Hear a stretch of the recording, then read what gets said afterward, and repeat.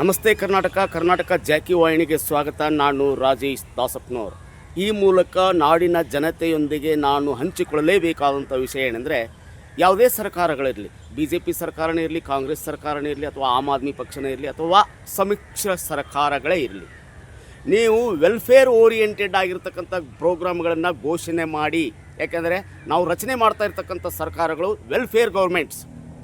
ಆದರೆ ಅಭಿವೃದ್ಧಿಯನ್ನು ಕಡೆಗಣಿಸಿ ಕೇವಲ ಮತ ಬ್ಯಾಂಕನ್ನು ಪಡೆಯೋದಕ್ಕೋಸ್ಕರ ನೀವು ಯಾವುದೇ ಯೋಜನೆಗಳನ್ನು ಜಾರಿ ಮಾಡಿದರೆ, ಗ್ಯಾರಂಟಿ ಯೋಜನೆಗಳನ್ನು ಜಾರಿ ಮಾಡಿದರೆ ಅಭಿವೃದ್ಧಿ ಖಂಡಿತ ಕುಂಠಿತ ಆಗುತ್ತೆ, ಸೊನ್ನೆ ಆಗುತ್ತೆ. ಪ್ರತಿ ಹೆಣ್ಣು ಮಕ್ಕಳಿಗೆ 2,000 ರೂಪಾಯಿ ಕೊಡೋ ಬದಲಾಗಿ ಕೇವಲ ಅವಶ್ಯಕತೆ ಇರತಕ್ಕಂಥ 100ರಲ್ಲಿ 20 ಜನ ಹೆಣ್ಣು ಮಕ್ಕಳಿಗೆ ಅವಶ್ಯಕತೆ ಇರುವವರು, ಕಡು ಬಡತನದಲ್ಲಿ ಬೆಳೆದಿರುವವರು, ದುಡಿಯಲಿಕ್ಕೆ ಆಗದೇ ಇರೋರು, ಅಂದರೆ ಫಿಸಿಕಲಿ ಶಕ್ತಿಹೀನರಾಗಿರೋರು, ನಿರ್ಗತಿಕರಿಗೆ 2,000 ರೂಪಾಯಿಯನ್ನು ಕೊಡಿ. ಹಾಗೇ ನೀವು ಶಕ್ತಿ ಯೋಜನೆ ಏನಿದೆಯಲ್ಲ, ಬಸ್ನಲ್ಲಿ ಓಡಾಟನೂ ಕೂಡ 25ರಿಂದ 30 ಕಿಲೋಮೀಟರ್ ರೇಡಿಯಸ್ನಲ್ಲಿ ಓಡಾಡೋದಕ್ಕೆ ಕೊಡಿ. ಕೆಲಸಕ್ಕೆ ಹೋಗ್ತಕ್ಕಂಥ ಹೆಣ್ಣು ಮಕ್ಕಳಿಗೆ ಎಲ್ಲರಿಗೆ ಅಲ್ಲ, ಯೂನಿವರ್ಸಲ್ ಅಲ್ಲ. 60 ವರ್ಷ ಮೇಲ್ಪಟ್ಟಿರ್ತಕ್ಕಂಥ 60 ವರ್ಷ ಜಮೀನಿನಲ್ಲಿ ಕೆಲಸ ಮಾಡಿರ್ತಕ್ಕಂಥ ರೈತನಿಗೂ ಕೂಡ ಉಚಿತವಾಗಿ ಓಡಾಡೋದಕ್ಕೆ ಕೊಡಿ ನೀವು.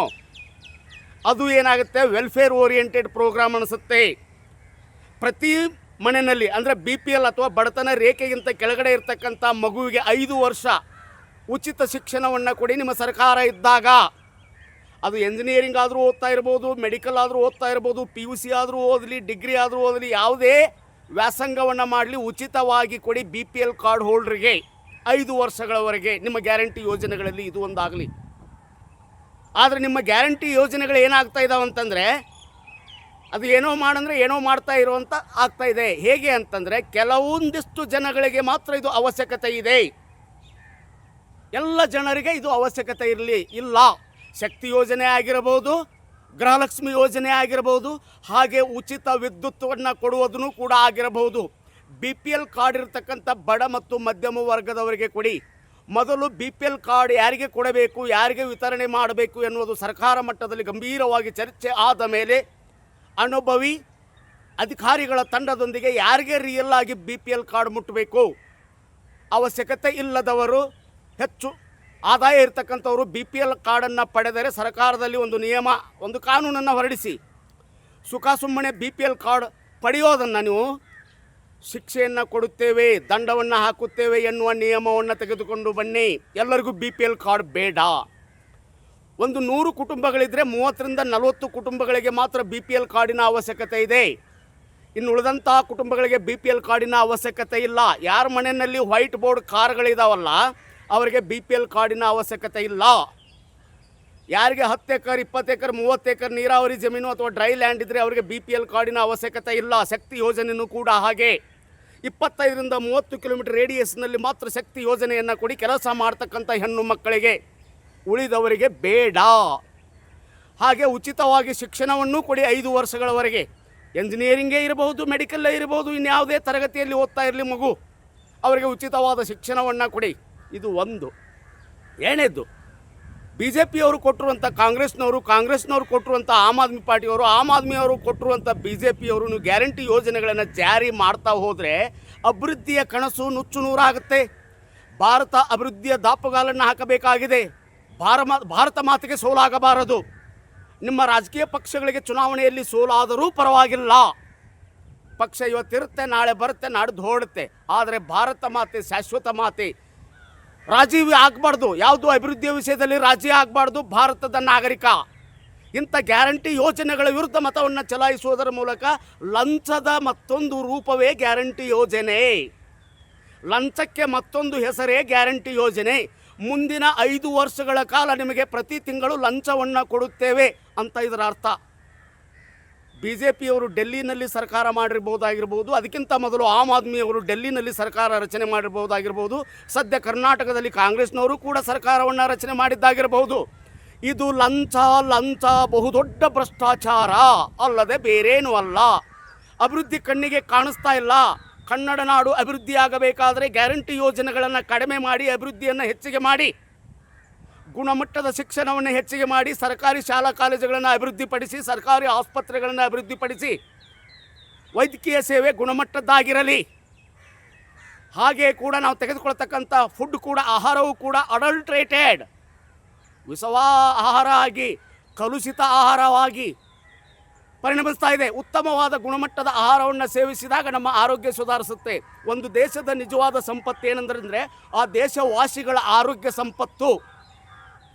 ಆ ದೇಶವಾಸಿಗಳಿಗೆ ಆರೋಗ್ಯ ಸಂಪತ್ತನ್ನು ಕೊಡಿ, ಉಚಿತವಾಗಿ ಮೆಡಿಕಲ್ ಸೇವೆಯನ್ನು ಕೊಡಿ. BPL ಕಾರ್ಡ್ ಮತ್ತು ಬಡ ಮತ್ತು ಮಧ್ಯಮ ವರ್ಗದವರಿಗೆ ಉಚಿತವಾದ ಬಸ್ ಸೇವೆಯನ್ನು ಕೊಡಿ. ಅವಶ್ಯಕತೆ ಇರತಕ್ಕಂಥ ಹೆಣ್ಣು ಮಕ್ಕಳಿಗೆ ಹಾಗೂ 60 ರಿಂದ 65 ವರ್ಷ ತುಂಬಿರತಕ್ಕಂಥ ರೈತರಿಗೆ ಅಥವಾ ಕೂಲಿ ಕಾರ್ಮಿಕರಿಗೆ. ಅದು ಬಿಟ್ಟು ಏಕಾಏಕಿ ನೀವು ಎಲ್ಲರಿಗೂ ಯೋಜನೆಗಳನ್ನು ಹಂಚ್ತಾ ಹೋದರೆ ಟ್ಯಾಕ್ಸ್ ಕಟ್ಟಿದ್ದು ಕನ್ನಡಿಗರು ಟ್ಯಾಕ್ಸ್ ಕಟ್ತಾ ಇರೋದು ಯಾಕೆ? ನನ್ನ ರಾಜ್ಯ ಮುಂದುವರಿಯಬೇಕು, ನನ್ನ ರಾಜ್ಯ ಅಭಿವೃದ್ಧಿ ಆಗಬೇಕು ಎನ್ನುವ ವಿಷಯವನ್ನು ಮನದಟ್ಟು ಮಾಡಿಕೊಂಡು ತಮಗೆ ಮತ ಚಲಿಸ್ತಾ ಇದ್ದಾನೆ. ನೀವೇನು ಮಾಡ್ತಾ ಇದ್ದೀರಾ? ಮುಂದಿನ ಬಾರಿ BJP ಆಗಿರ್ಬೋದು, ಕಾಂಗ್ರೆಸ್ ಆಗಿರ್ಬೋದು, ಅಥವಾ ಸಮ್ಮಿಶ್ರ ಸರ್ಕಾರಗಳ ಪಕ್ಷಗಳಾಗಿರ್ಬೋದು, ಆಮ್ ಆದ್ಮಿ ಆಗಿರ್ಬೋದು, ಇನ್ನು ಯಾವುದೇ ಪಕ್ಷಗಳು ಬಂದು ಬೇರೆ ಬೇರೆ ಆಮಿಷಗಳ ಮೂಲಕ ಗ್ಯಾರಂಟಿ ಯೋಜನೆಗಳನ್ನು ಘೋಷಣೆ ಮಾಡಿದ್ದೇ ಆದರೆ ಪ್ರಣಾಳಿಕೆಗಳಲ್ಲಿ ಅಂಥ ಪಕ್ಷಗಳನ್ನು ಮನೆಗೆ ಕಳಿಸಿ ಪರ್ಯಾಯ ವ್ಯವಸ್ಥೆಯನ್ನು ಹುಡುಕಿ.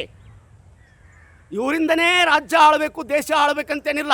ಪರ್ಯಾಯ ವ್ಯವಸ್ಥೆಯನ್ನು ಹುಡುಕಿ ಇವರಿಗಿಂತಲೂ ಬುದ್ಧಿವಂತರಿರ್ತಕ್ಕಂಥ ನಾಯಕರು ಸಾಕಷ್ಟು ಜನ ಲಭ್ಯ ಇದ್ದಾರೆ ರಾಜ್ಯದಲ್ಲಿ ಮತ್ತು ದೇಶದಲ್ಲಿ. IAS ಆಗೋದಕ್ಕೆ ಎಬಿಲಿಟಿ ಇದೆ ಇವರಿಗೆ, ಜಡ್ಜ್ ಆಗೋದಕ್ಕೆ ಎಬಿಲಿಟಿ ಇದೆ. ಇನ್ನು ರಾಜಕೀಯ ಪಕ್ಷದಲ್ಲಿ ಶಾಸಕರು ಮತ್ತು ಸಂಸತ್ ಸದಸ್ಯರು, ಮಂತ್ರಿಗಳು, ಮುಖ್ಯಮಂತ್ರಿಗಳು ಆಗೋದಕ್ಕೆ ಇವರಿಗೆ ಯೋಗ್ಯತೆ ಇಲ್ಲವಾ? ಖಂಡಿತ ಯೋಗ್ಯತೆ ಇದೆ. ಇವಾಗ ಏನು ಮಾಡ್ತಾ ಇದ್ದೀರಾ? ಕೇವಲ ಶಾಸಕರು ಅವ್ರ ಮಕ್ಕಳು ಮಾತ್ರ ಯೋಗ್ಯರಿದ್ದಾರೆ ಅಂತ ತೋರಿಸ್ಕೊಡೋದು ಹೊರಟಿದ್ದೀರಾ. ಮಂತ್ರಿಗಳು ಅವರ ಮಕ್ಕಳು ಮೊಮ್ಮಕ್ಕಳು ಮಾತ್ರ ಯೋಗ್ಯರಿದ್ದಾರೆ ಅಂತ ತೋರಿಸ್ಕೊಡೋಕೆ ಹೊರಟಿದ್ದೀರಾ. ಎಲ್ಲರೂ ಯೋಗ್ಯರಂತರು. ಜಿಲ್ಲಾ ಪಂಚಾಯತ್ ಚುನಾವಣೆಯಲ್ಲಿ ಗೆಲ್ಲಬಲ್ಲರು, ತಾಲೂಕ್ ಪಂಚಾಯತಿ ಚುನಾವಣೆಯಲ್ಲಿ ಗೆಲ್ಲಬಲ್ಲರು, ಗ್ರಾಮ ಪಂಚಾಯತ್ ಚುನಾವಣೆಯಲ್ಲಿ ಗೆಲ್ಲಬಲ್ಲಂಥ ಶ್ರೀಸಾಮಾನ್ಯ ಜನಸಾಮಾನ್ಯರು ಶಾಸಕ ಮತ್ತು ಸಂಸತ್ ಸ್ಥಾನಗಳಲ್ಲಿ ಕೂಡ ಗೆಲ್ಲಬಲ್ಲರು. ನೀವೇನು ಮಾಡ್ತಾಯಿದ್ರೆ, ಕೆಲವು ರಾಜಕೀಯ ಮನೆತನದವರು ನಿಮ್ಮಲ್ಲೇ ಶಾಸಕ ಸ್ಥಾನ ಇರಬೇಕು, ಮಂತ್ರಿ ಸ್ಥಾನ ಇರಬೇಕು, ನಿಗಮ ಮಂಡಳಿಗಳ ಸ್ಥಾನ ಇರಬೇಕು, ಉಳಿದವರೆಲ್ಲ ಓಟ್ ಹಾಕಿ ಮನೆಗೆ ಹೋಗಬೇಕು ಎನ್ನೋ ಮನೋಭಾವನೆ, ಕೆಟ್ಟ ಮನೋಭಾವನೆ, ಕೆಟ್ಟ ಆಲೋಚನೆ ಇದು. ಇಡೀ ರಾಜ್ಯದ ಜನತೆ ಮತ್ತು ದೇಶದ ಜನತೆ ಯಾರಿಗೆ ಎಬಿಲಿಟಿ ಇದೆ, ಯಾರು ಬುದ್ಧಿವಂತರಾಗಿದ್ದಾರೆ ಅವರಿಗೆ ಅಧಿಕಾರ ಹೋಗಬೇಕು. ಆವಾಗ ಮಾತ್ರ ಭ್ರಷ್ಟಾಚಾರವನ್ನು ತಡೆ ಹಿಡಿಯಬಹುದಾಗಿದೆ. ನಿಷ್ಠಾವಂತರಿಗೆ ಭ್ರಷ್ಟಾಚಾರದ ವಿರುದ್ಧ ಮಾತನಾಡತಕ್ಕಂಥ ಆತ್ಮಸಾಕ್ಷಿಯಾಗಿ ಭ್ರಷ್ಟಾಚಾರದ ಪರ ಇರತಕ್ಕಂಥವರೆಲ್ಲ ಭ್ರಷ್ಟಾಚಾರದ ವಿರುದ್ಧವಾಗಿರ್ತಕ್ಕಂಥವರು ನಮ್ಮ ಶಾಸಕರಾಗಬೇಕು, ಮಂತ್ರಿಗಳಾಗಬೇಕು, ಮುಖ್ಯಮಂತ್ರಿಗಳಾಗಬೇಕು. ಇದನ್ನು ನಮ್ಮ ಗಮನದಲ್ಲಿಟ್ಟುಕೊಂಡು ನಾವು ರಾಜ್ಯದ ಜನತೆ ಮತವನ್ನು ಚಲಾಯಿಸಬೇಕಾಗಿದೆ. ಮತವನ್ನು ಯಾರ ವಿರುದ್ಧ ನಾವು ಚಲಾಯಿಸಬೇಕಂದ್ರೆ, ಯಾರು ಜಾತಿ ಎನ್ನುವಂಥ ಭೂತಗನ್ನಡಿಯನ್ನು ಹಿಡಿದುಕೊಂಡು ಸಮಾಜದಲ್ಲಿ ನಾಚಿಕೆಗೆಡಿತ ವಿಚಾರವನ್ನು ಮುಂದಿಟ್ಟುಕೊಂಡು ಬಂದು ಸಮಾಜದ ಉಳಿದ ಎಲ್ಲ ಜಾತಿಯವರನ್ನ ಬ್ಲ್ಯಾಕ್ ಮೇಲನ್ನು ಮಾಡುವುದರ ಮೂಲಕ ಚುನಾವಣೆಯಲ್ಲಿ ಒಳಗೆ ಜಾತಿಯ ವಿಷಬೀಜವನ್ನು ಬಿತ್ತಾ ಇರತಕ್ಕಂಥ ಜನಗಳಿಗೆ ಪಾಠವನ್ನು ಕಲಿಸಬೇಕು. ತಕ್ಕದಾದ ಪಾಠವನ್ನು ನಾವು ಕಲಿಸ್ತಾ ಇದ್ದರೆ ಇದು ಬಹಳ ಬೇಗ ನಮ್ಮ ಸಮಾಜವನ್ನು ಆವರಿಸ್ಕೊಂಡು ಬಿಡುತ್ತೆ. ಜೊತೆಗೆ ಬಹುದೊಡ್ಡ ವಾಸಿಯಾಗದ ರೋಗವಾಗಿ ಪರಿಣಾಮ ಆಗುತ್ತೆ ಅಂತ ಹೇಳ್ತಾ, ಇದಾಗಿತ್ತು ಇವತ್ತಿನ ವಿಶೇಷ. ಮತ್ತೆ ಇಂಥ ವಿಶೇಷಗಳೊಂದಿಗೆ ತಮ್ಮ ಮುಂದೆ ಬರಲಿದೆ ಕರ್ನಾಟಕ ಜಾಕಿ ವಾಹಿನಿ. ನಾವು ಆಶೀರ್ವಾದ ಮಾಡಬೇಕು, ಸಬ್ಸ್ಕ್ರೈಬ್ ಮಾಡೋದ್ರ ಮೂಲಕ, ಶೇರ್ ಮಾಡೋದ್ರ ಮೂಲಕ, ಲೈಕ್ ಮಾಡೋದ್ರ ಮೂಲಕ ಅಂತ ಹೇಳ್ತಾ ಮತ್ತೆ ತಮ್ಮೊಂದಿಗೆ ಭೇಟಿಯಾಗಲಿದೆ ಕರ್ನಾಟಕ ಜಾಕಿ ವಾಹಿನಿ. ನಮಸ್ತೆ.